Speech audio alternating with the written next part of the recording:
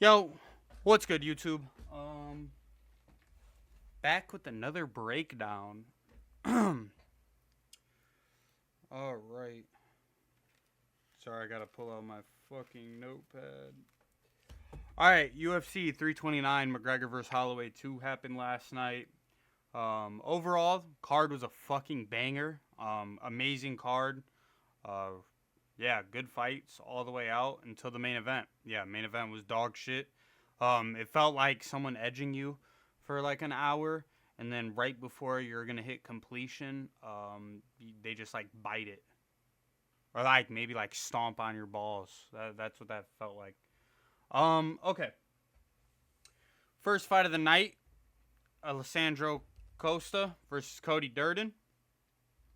I didn't realize this before the fight, but this guy Costa trains with Diego Lopez, and he literally fights exactly like Diego Lopez. And then in the fight, they were like, Diego Lopez in the corner. I was like, man, that makes fucking perfect sense.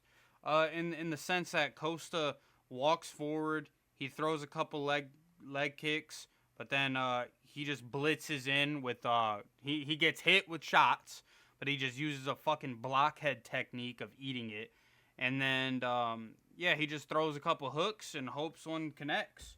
Um, Honestly, the first round was pretty close. Durden was pretty good with the movement, but then man, Durden opened up the second round with some good momentum, but then he slipped and it just like fucked up his like rhythm that he was in, and Costa just took him down, manhandled him, and he had a nasty ass neck crank, and I think Durden just tried to like move to relieve some of the pressure, and it just right into a fucking rear naked choke. Um, Honestly, if Costa can sharpen up like his striking defense, I think he'll actually be like a serious problem at 125. He looks fucking good, and you can tell he hits hard. You can tell his grappling's very slick. He could be like a Diego Lopez for 125. Um, yeah, but he needs to sharpen up his fucking defense. Like, I know Diego uses like the blockhead technique, and so does he. But that shit don't work for everybody. Eventually, your chin's gonna get checked. So I think he just needs to work on his defense. Um, I picked Reese for this fight, man, and Reese was looking huge in there. He looked really good. He was hitting him with like some body kicks. He looked very calm.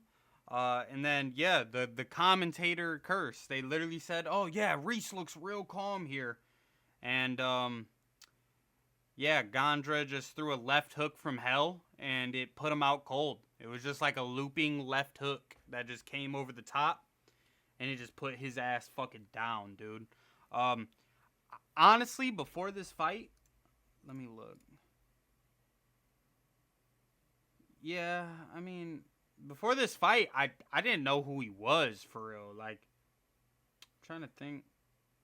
Moreno versus who? Oh shit, I watched this card, and he knocked him. Okay, okay, yeah. Honestly, I watched this card. I just I didn't remember his performance. That was before I was doing the breakdowns and shit. But yeah, dude, he has some scary fucking power, man. Scary power. That was my first fucking incorrect prediction of the night, and yeah, it was depressing. Then we got Basharat versus Garza. Now, I do know in the predictions video I was drunk, and I said Basharat was a failed prospect. I was talking about his brother, who was also in the UFC, and he ended up shitting the bed, and he's out the UFC now. So that was my bad. I'll clarify that now. But yeah, I picked Basharat for this. Um, Dude, Basharat was mixing up the grappling and the fucking striking so good in round one. His striking was so fucking fast. Um, but Garza, dude, like for someone who debuted on short notice, first time in the UFC, man, he knows how to throw some mean body shots, and he has some good fucking grappling and a solid chin because a lot of those strikes should have put him away. Um, Uh, yeah, I honestly I thought Basharat was won pretty much every single round. Until the third. Basharat looked really good until like the third. You could see it happen in the second a little bit, but then in the third, you could really just tell when he gasses out, he loses a lot of like his fluidity, and you could tell he was really uncomfortable in the striking because he was just like a step behind, and Garza just kept digging to the fucking body, dude. You could tell he was hurt so bad with them punches to the body. Um, but another thing is Garza wasn't checking his calf kicks, and in the third round, he fucking got like dropped twice to calf kicks. Yeah, he got dropped twice to calf kicks, and yeah, Basharat won UD, and yeah, he mixes it up fantastic. But when he gasses, he looks so fucking sloppy and just beatable. Um, Honestly, I want to see more of Garza. I hope they give him like a more favorable matchup next time, or just like a full camp, because his body shots were fucking nasty and his cardio was insane, um, especially for short notice. But he also, his coach, I don't know her name. She is fucking awesome, dude. She was lighting a fire under his ass. That's like the type of coach that you need. Um, all right, so on to the next fight. Damian Pinas versus Cesar Almeida. Honestly, Cesar Almeida was giving him a tough fight at first. You could tell Cesar Almeida comes from a very large background of kickboxing. He was really controlling the fight and just like outpointing Pinas. But then Pinas just decided to let his hands go and hit him with a hard fucking straight, and it just put him right to sleep. He didn't even need, like, the ref. The ref should have stopped the fight as soon as he hit the ground, but Pinas did have to give him the follow-up thrust shot. But, I mean, yeah, he was out fucking cold. Honestly, I think if Pinas learns how to feint more and kind of learn how to, like, blitz in better, with that level of power, dude, that's scary. Like, he could end up taking Gautier's spot as, like, middleweight Ngannou. But yeah, no, Almeida looked really good in like just like the technical aspect of kickboxing. I could see why he had such a big kickboxing background. Okay, this is another really good fight. Tracy Cortez versus Wang. I don't think it's Wang. I think it's Wang. Wang Kong. I picked Wang in this fight. She had fucking phenomenal calf kicks. Those are some of the best calf kicks I've ever seen a woman throw. Her counter striking was so slick. It looked like Cortez really couldn't even like trap her in one spot. And she just chewed Tracy's leg up so fucking bad to the point where Cortez couldn't even shoot a double leg, a single leg, nothing, because she couldn't put any pressure on her lead leg. So every single time she'd try, she would just fall down. I really like Wang Kong's clinch work too. She was mixing in some really good knees. But she could have had a finish in the second round, but then did one of the most blatant fucking dirty knees like to a downed opponent. Honestly, I think if Tracy really wanted to sell it, she probably could have got disqualified, DQ. But man, props to Tracy Cortez for just being tough as fuck and just getting back up. I think she took a minute as a break. Most people would at least take the 5. She took a minute and was like, all right, come on, keep going. But good job to the ref for actually taking a point. I feel like so many refs are like, don't commit fouls, but then you can commit one of every single foul before we're going to take a point. And that's fucking stupid. Like, no one's going to listen to you. Everybody's going to take that free foul before you take that point. I really would have liked to see her blitz in more for an actual finish. But, I mean, she just kept doing what she was doing, picking apart Cortez on the feet with counters and just fucking snapping that calf kick. She called out Valentina Shevchenko. I don't think she's next, but it's a fight that I'd like to see. A different style, I guess. Tracy Cortez really couldn't get a takedown. I mean, she got one takedown, but she got right back up. But I mean, like, I think Shevchenko's probably just gonna take her down and fucking maul her on the ground.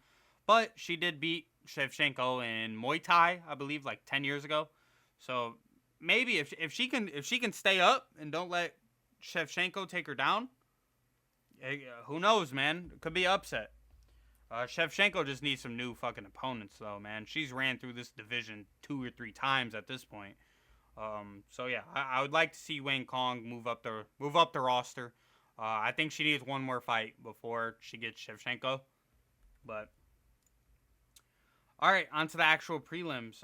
So for the early prelims, I ended up going 4-1 on my picks. So it was a pretty good night. Now heading into the actual prelims, we got Luke Riley versus Kai Kamaka III. And it kind of went exactly like how I said. Luke Riley gets caught with like a lot of shots, but then he just bites down on the fucking mouthpiece and decides to jump in the pocket and get to swinging. And Kai Kamaka did it with him. And next thing you know, fucking left hook, 2 knees to the head, and he just got to fucking pouring it on Kai Kamaka. And they stopped the fight standing up. I honestly think you could have let Kai Kamaka go out on his shield. It was a little early, but I think he would have got knocked out regardless. He would have fell. It would have been nasty. So it just saved him more brain damage. But yeah, no. Luke Riley needs to learn how to check a fucking calf kick. But other than that, his striking is nasty. Then we go to the washed fight of the night. Cody Garbrandt versus Adrian Yanez. Garbrandt was looking slick at first, man. And he looked like he could take a shot again. But then Yanez hit him with a hard right hand. Then hit him with another right hand. And it just wobbled Cody. And then he just fucking followed up. And it just put him out. Yeah, Yanez TKO. Honestly, Yanez is making a comeback, dude. You could tell with his boxing. He's working his way back up. His defense is looking a lot better. Honestly, I thought he beat Ricky Simone. That was his last fight, right? 'Cause that was the draw. And that was some bullshit. It shouldn't have been a draw. Yeah, Ricky Simone. I thought he won that fight. Damn, before that, his last fight was fucking Covington versus Buckley. Holy shit. He was inactive for a while. Yeah, Cody, retire, bro. Please. Please retire. And I guess I was seeing online that after the fight, Cody was trying to lay his gloves in the octagon and they wasn't letting him. And was trying to get like a retirement interview. If that is true, wow. Pretty fucked up on the UFC parts. And the UFC's part. And Joe Rogan, because Rogan, you were the one interviewing them. But, yeah, man, Cody, retire. I mean, if you want to get one more so you can retire in the octagon, sure. But, like, bro, it's time to retire. It's over. And then Rapel Stevenson. Gable, the loophole Stevenson. Yeah, versus Elisha Ellison. Honestly, dude, Gable Stevenson looks fast. Super fast. He even looks faster than Josh Hokett. But his defense is none. He has no defense. Ellison caught him a couple times and actually wobbled Stevenson. And this is a guy who's 0-2 in the UFC. Well, now 0-2. He was 0-1. But I do like Gable's like moveset, man. He was hitting with some nice teep kicks, some nice like clinch knees to the head and the body. But yeah, he got countered like 2 or 3 times with just some hooks in the fight, and it wobbled him bad. But yeah, Stevenson ended up catching him with some clinch knees and then another hook, put Ellison out cold. Stevenson looked super fast and powerful, but yeah, his defense is just horrible. He is a new heavyweight contender though, just because most heavyweights are fat blobs who Stevenson's probably gonna just run circles around. But with the defense that he got right now, he is not ready for Hokett. He is not ready for Pavlovich. He is not ready for fucking who else? Volkov, Curtis Blades. None of that right now. Oh, he didn't really wrestle in that fight, so I guess we have to see what his wrestling looks like. The highest level opponent I'd give him is like a fucking Talishan Teixeira or Myson Tybura. That'd be like the highest I'd push him right now. He needs to just get built up. But honestly, he's a rapist, so who cares? Fuck him. Nikita Krylov versus Robert Whittaker. Dude, Krylov is naturally just a big 205er. He used to fight at heavyweight, but he looks gigantic compared to Robert Whittaker. Robert Whittaker's physique was not the best. And I know that's coming from me. I mean, but I'm not a professional fighter. But Whittaker did his physique. You could just tell he was like bloated. Dude, Krylov almost got a bulldog choke in the first round, but Whittaker, you could just tell he was so much faster. He was just snapping his jab out there, and Krylov really couldn't do shit. He just kept jab, jab, jab, and he was catching Krylov every single time. You could just tell he completely was outboxing him, outstriking him. But then by like round 2, both of them were fucking gassed, dude. Whittaker, if you're gonna stay at 205, dog, you need to work on that gas tank, because that shit was not looking good. And you can beat up not bums. Krylov ain't a bum. He's like a old veteran. But like, you're not beating anyone in the top 5, top 6 range if you literally are gassing out like that after the first round, bro. Like, he was breathing through his mouth by the end of the first round.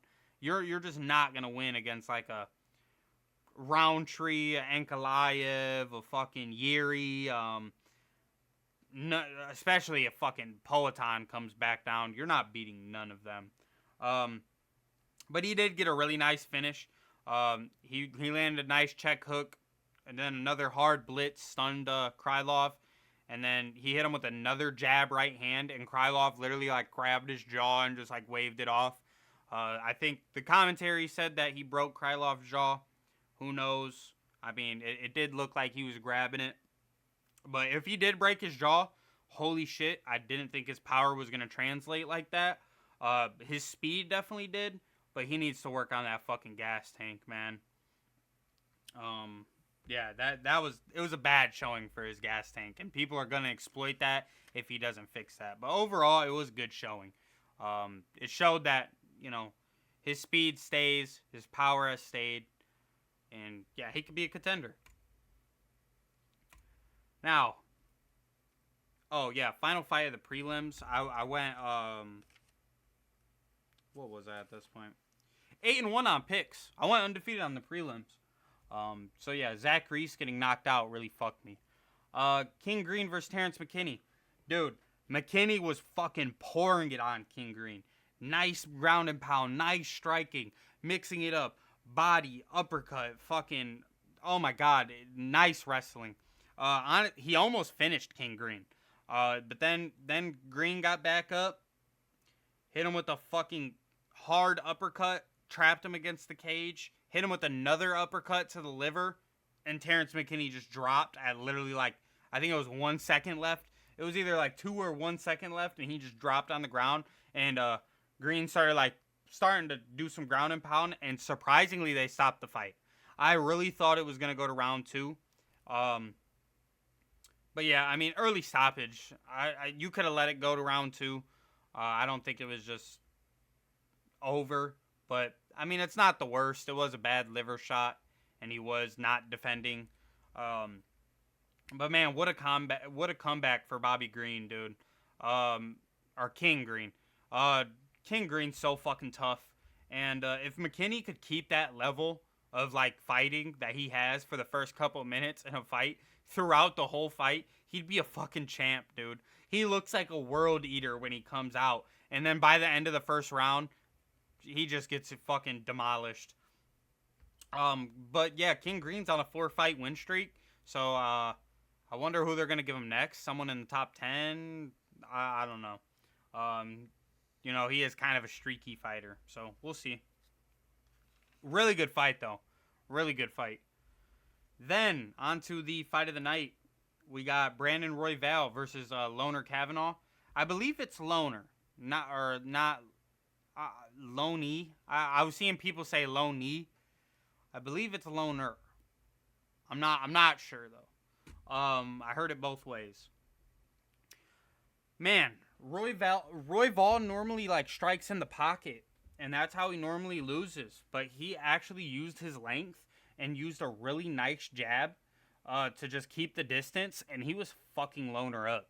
Loner was just getting overwhelmed with body kick or not body kicks. He was throwing body kicks, and they were getting caught. And he would catch a few nasty hooks whenever his kicks would get caught.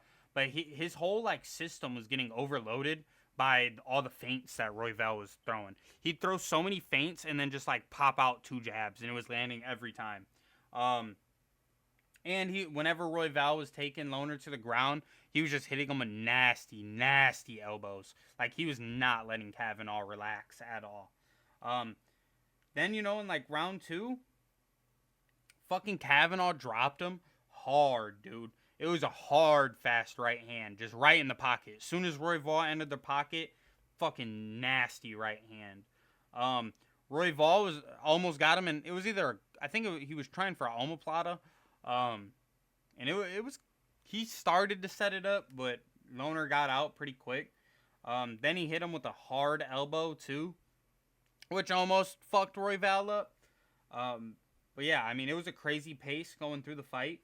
But honestly, I kind of want Kavanaugh to clinch more, because whenever Kavanaugh clinches and can close that distance, when he breaks off the clinch, he lands clean every fucking time, and it closes the distance to where he can actually stand in the pocket and trade with like his elite hand speed. It would just give him such an advantage if he would just use the clinch a little bit more. But this was a crazy pace of a fight. And then round 3, fucking Royval stuns him with a jab, dude. It was literally just a jab. Started the round, fucking rocked him. And then Loner returned with a nice check hook that stunned Royval.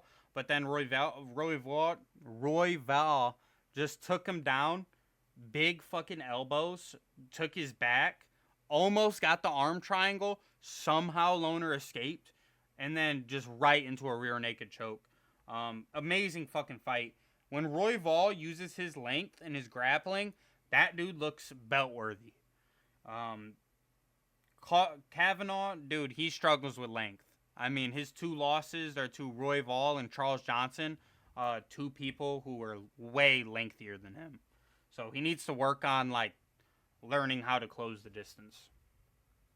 I still think he has a lot of potential, man. He's young, fast. I think he got potential. This one was heartbreaking for me, man. Corey Sandhagen versus Mario Batista. First round, it was pretty even. Honestly, I thought Sandhagen landed way harder shots, more significant shots in round 1. I think on the striking numbers, they were about even. I just thought Corey landed better shots. But then Batista got him with like a really nice level change and got him into like a weird stretch. And Corey blew his knee out. Like, literally blew his knee out final seconds of the round. But in my opinion, I thought Corey still won that first round. But then round 2, you could tell his left knee was completely gone. And Batista was just trying to target his left knee over and over and over again. And fucking Corey was just lighting him up. Clean right hands, nice elbows. He cut him up in the clinch. Fucking Batista couldn't even take him down with a fucking blown out knee. So, in my opinion, I thought Corey was up 2 rounds going into the third. But then, yeah, round 3 started, and Batista dropped him with a hard left hook. Left hand. It was just a regular left hand that dropped him. And then it was a really nice scramble. I really thought Sandhagen was going to pull off the fucking heel hook, but it didn't happen. And this is what I don't like about Mario Batista, man. You know this guy's knee's blown out. You just dropped him. And instead of trying to get a finish or anything entertaining, anything to finish a fight, a submission, a something, you proceed to fucking dry hump his leg that has the blown out knee. Every single time he'd get up, he'd just drop him back down with the knee, start dry humping him again, like, dude, you're a little, like, that is such bitch shit, cuz, like, I didn't like, bro. He has random performances like this where, like, if he's gonna get outstruck or something, or he thinks he might not win, he just gets to humping, like, just lay and pray, like, oh, like a fucking dog in heat. That's literally all Batista was doing, and it's like, bro, you're fighting a cripple right now. You can't get a fucking finish. You're just humping him, like that. That's sorry as fuck. Like, it's so hard to make people become fans of you when you just hump. Like, he did that shit to Jose Aldo. No damage, just humping him on the cage for fucking 3 rounds. Like, honestly, I think Corey won that fight 29-28. I thought he won the first 2 rounds. I gave Mario the final one. Obviously, he dropped him and then fucking wrestle fucked him. But judges gave it 29-28 Batista.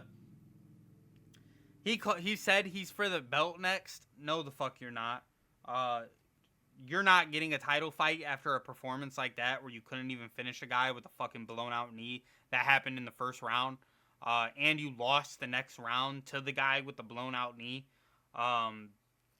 Yeah, he's not getting no belt. He needs at least another win, maybe another 2, because you gotta think Piotr's gonna have the trilogy with Merab.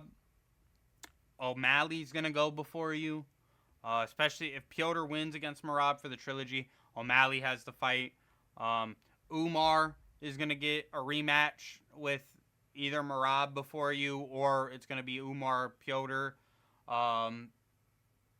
But yeah, you got 2 people ahead of you, and that's arguable. You know, there's other people coming up too.